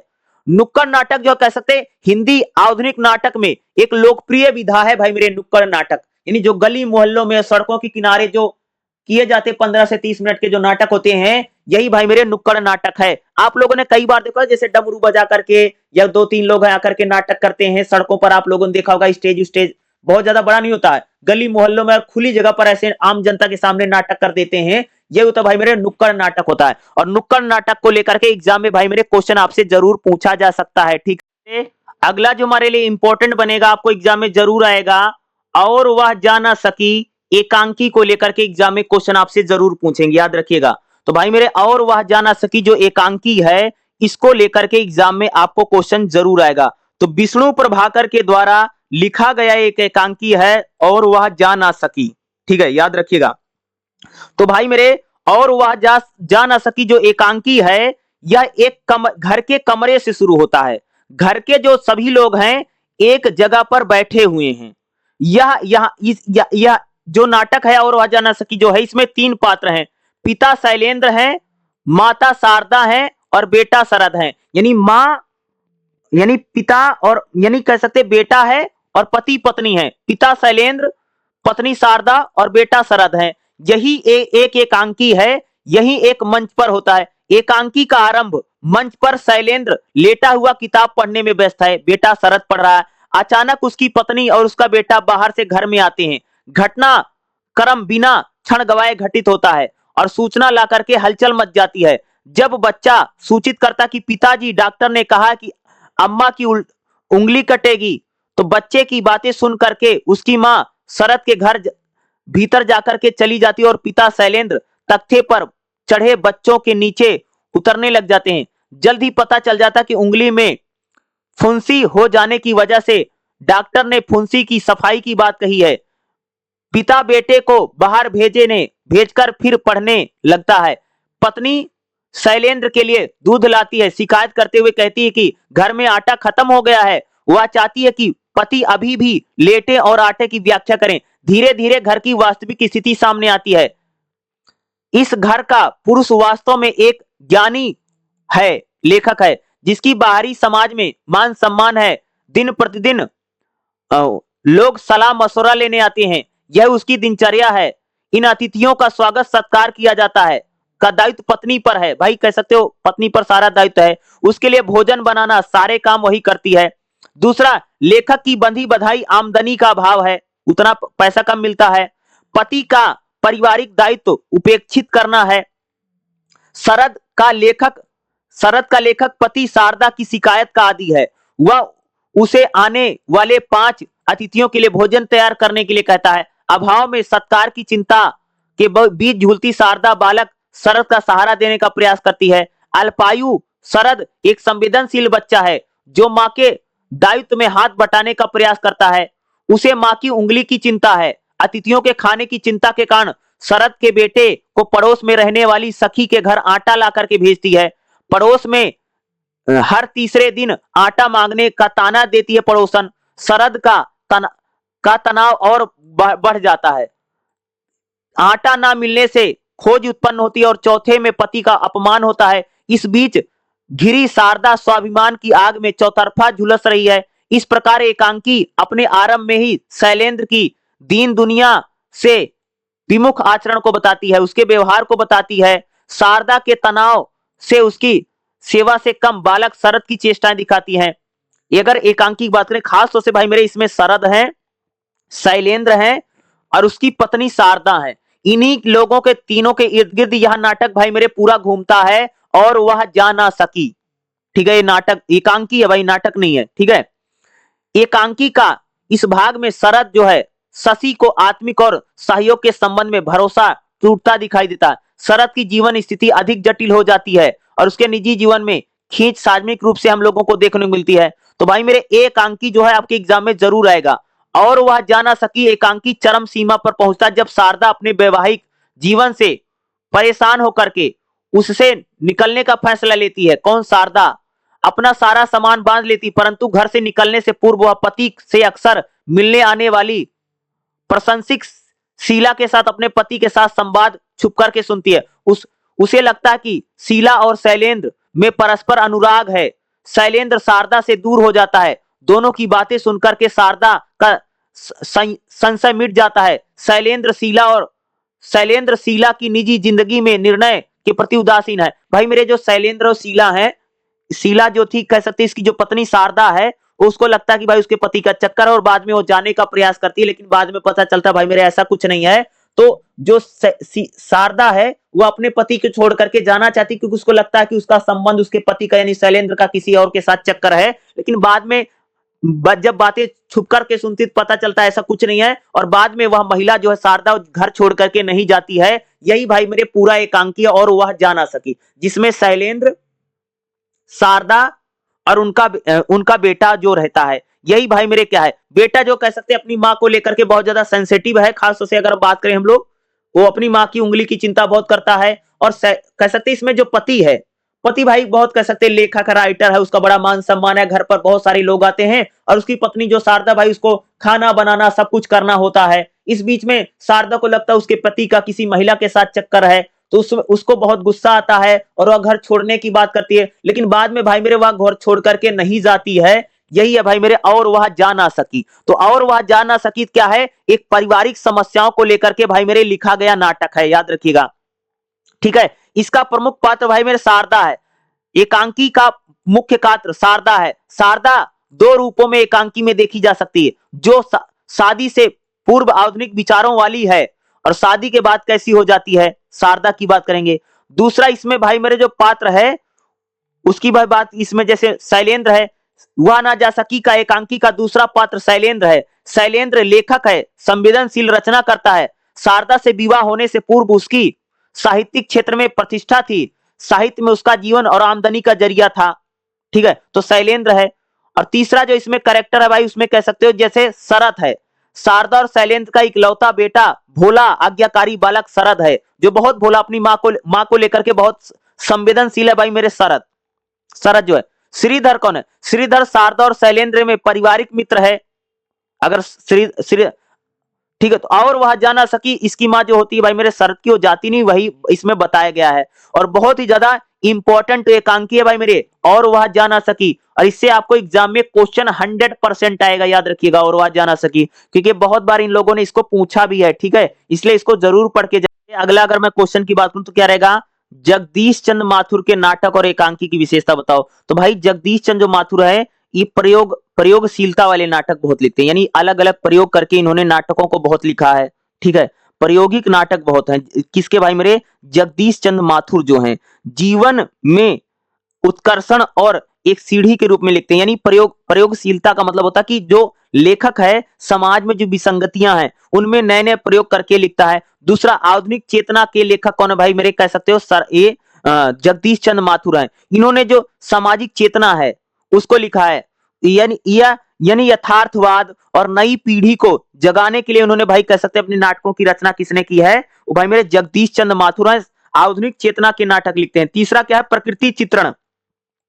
भाई मेरे खासतौर से जगदीश चंद्र माथुर अपने नाटकों में प्रकृति का सुंदर चित्रण करते हैं। प्रकृति के बारे में जैसे तालाब का चित्रण या वर्षा का चित्रण, बादल है, फूल है, पत्तियां हैं, इन सब का चित्रण कह सकते हैं भाई मेरे जगदीश चंद्र माथुर अपने नाटकों और एकांकी में करते हैं। लोक संस्कृति का वर्णन, जगदीश चंद्र माथुर भाई अपने नाटकों में हमारी जो संस्कृति है, सभ्यता है, उसका वर्णन देखना। जगदीश चंद्र माथुर के नाटकों में भाई भारतीयता, भारत की जो सभ्यता संस्कृति है, इस प्रकार के नाटक और एकांकी भाई मेरे जगदीश चंद्र माथुर ने लिखा है।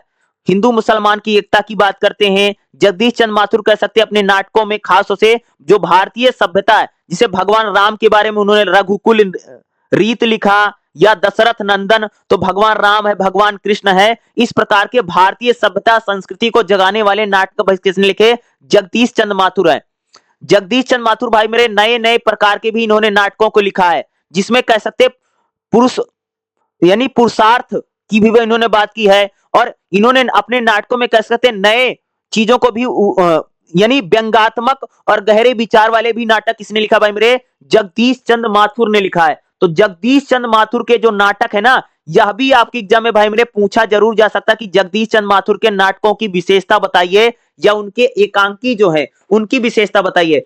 इस टाइप के भी क्वेश्चन एग्जाम में ज्यादातर खास तौर से लोग पूछते हैं, और इनको जरूर करके जाइए। अगला जो हमारा चैप्टर रहेगा क्या रहेगा भाई मेरे, भोर का तारा।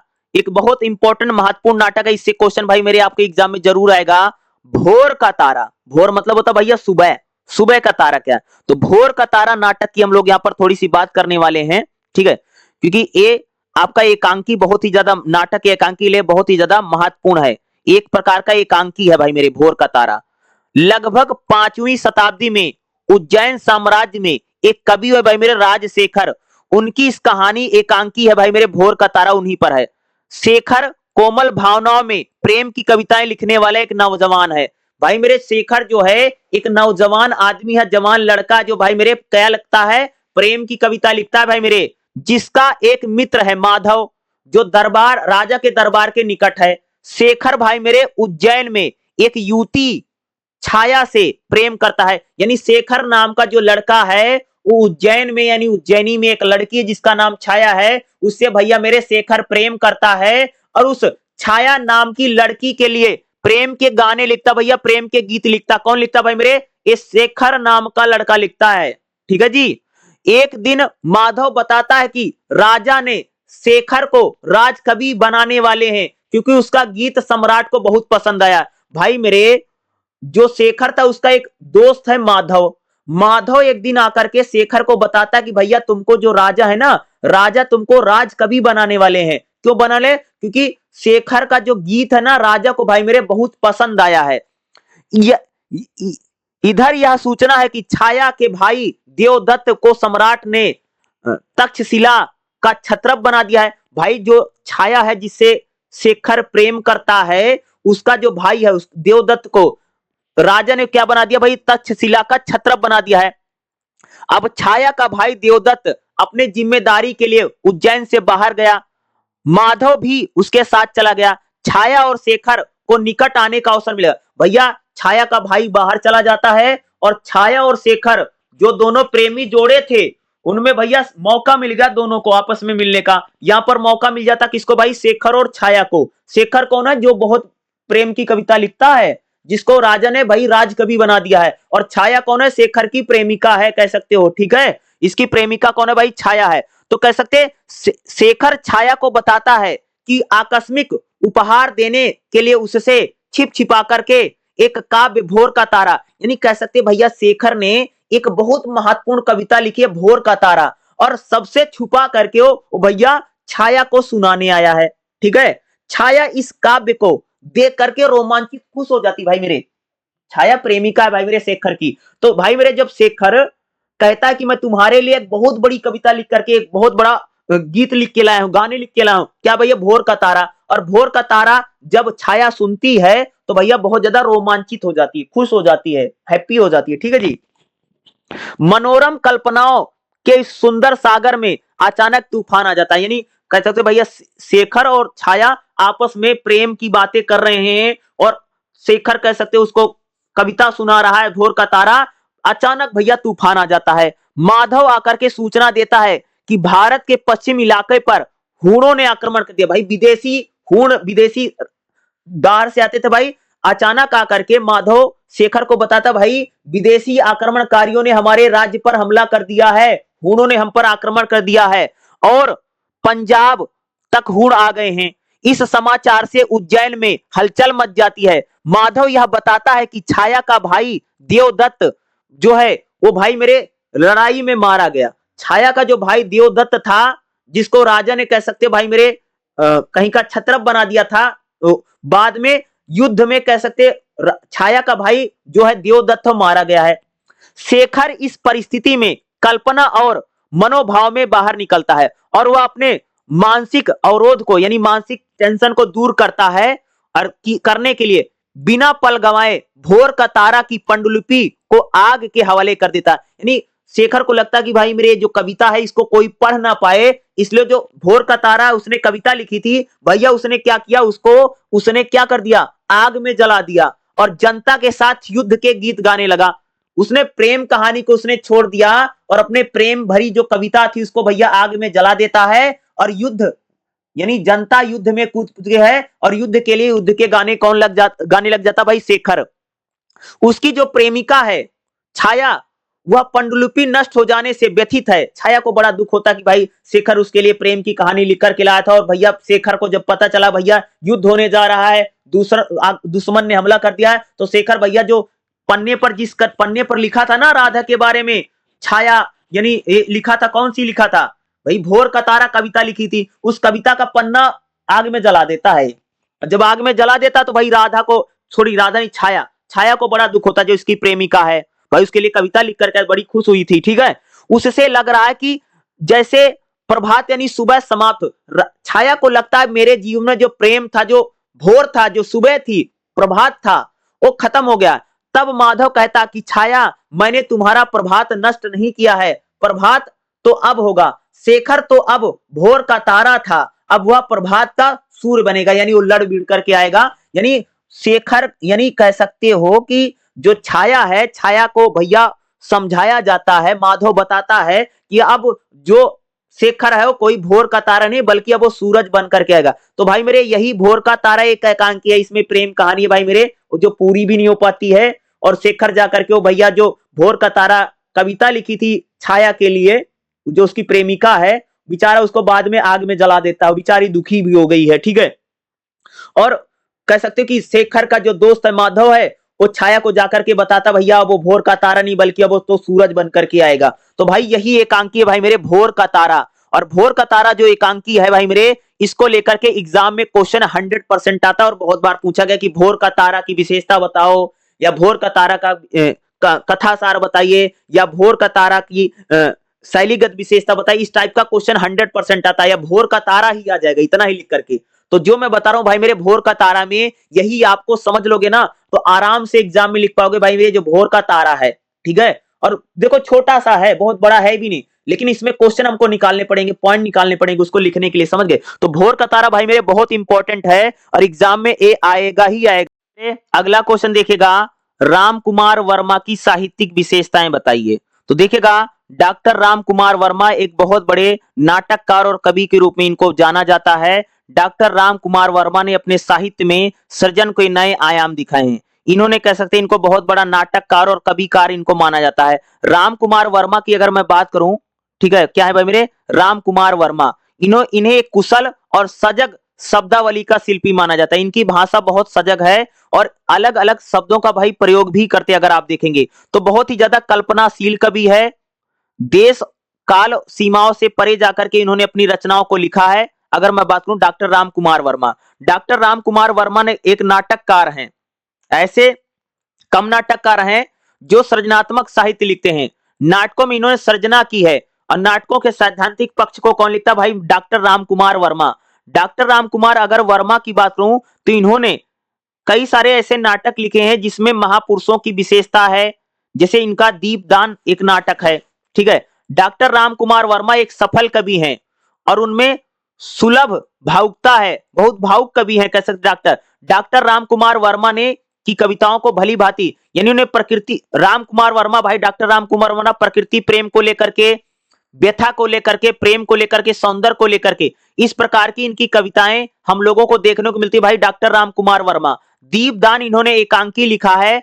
यह कहने की आवश्यकता नहीं है कि नाटक का साहित्य है, जिस प्रकार निराकार ब्रह्म अपने वैभव का बात करता है, डॉक्टर राम कुमार वर्मा एक प्रकार से उन्होंने ऐसे नाटक लिए जिसको मंचों पर भाई मेरे प्रस्तुत किया जा सकता है।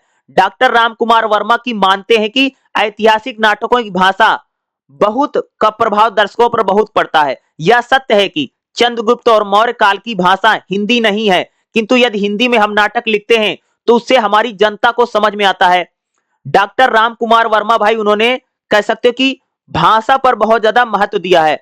डॉक्टर राम कुमार वर्मा जो हैं उनको कह सकते कि इनके अगर नाटकों को देखोगे तो इनके नाटकों में भाई मेरे निराशा, द्वंद्व, अलगाव, भटकाव जैसी चीजों को इनके स्थान पर आशावादी स्वर बहुत है, यानी उम्मीद या होप कह सकते हैं अपने नाटकों में डॉक्टर राम कुमार वर्मा ने लिखा। तो भाई डॉक्टर राम कुमार वर्मा के नाटकों को लेकर के आपको एग्जाम में जरूर क्वेश्चन पूछा जरूर जा सकता है, या डॉक्टर राम कुमार वर्मा की साहित्यिक विशेषताएं बताइए। ये थोड़ा इंपॉर्टेंट हो सकता है कि भाई डॉक्टर राम कुमार वर्मा की साहित्यिक विशेषता बताओ, ठीक है, क्योंकि ये इंपॉर्टेंट है और कई बार इन्होंने डॉक्टर राम कुमार वर्मा का भाई मेरे पूछ भी सकते, याद रखिएगा, ठीक है। अगर मैं डॉक्टर राम कुमार वर्मा की बात करूं ना तो इन्होंने भाई मेरे कुछ नाटक लिखे हैं, ठीक है। अगर इनके बात करोगे, नाटकों की बात करोगे तो इन्होंने जैसे राम कुमार वर्मा के अगर नाटकों की बात करूं तो इन्होंने पृथ्वीराज की आंखें नाटक लिखा, रश्मि टाई, रूपा की बीमारी, 18 जुलाई की शाम, 1 तोले अफीम की कीमत, ये सारे एकांकी लिखे हैं डॉक्टर राम कुमार वर्मा ने। चरु मित्रा एकांकी है सारा। राम उसका उत्सर्ग, रजनी की रात, ये डॉक्टर राम कुमार वर्मा की एक एकांकी है। अंधकार, कुमौदी महोत्सव, ये सब भाई मेरे डॉक्टर राम कुमार वर्मा की एकांकी और नाटक हैं। इस प्रकार के नाटक और एकांकी किसने लिखे भाई मेरे, डॉक्टर राम कुमार वर्मा ने लिखे हैं। तो भाई डॉक्टर राम कुमार वर्मा को लेकर के उनके कौन कौन से एकांकी, कौन कौन से नाटक हैं, यह भी एग्जाम में जरूर पूछा जा सकता है। जितने मैं टॉपिक बता रहा हूं भाई मेरे, ये सारे टॉपिक आपको जरूर करके जाना है और एग्जाम में मुझे लगता है इससे आप बाहर आपका कुछ भी नहीं जाएगा। जितना मैं बता रहा हूं इतना करके जाइए, एग्जाम अच्छा ही जाएगा। ठीक है।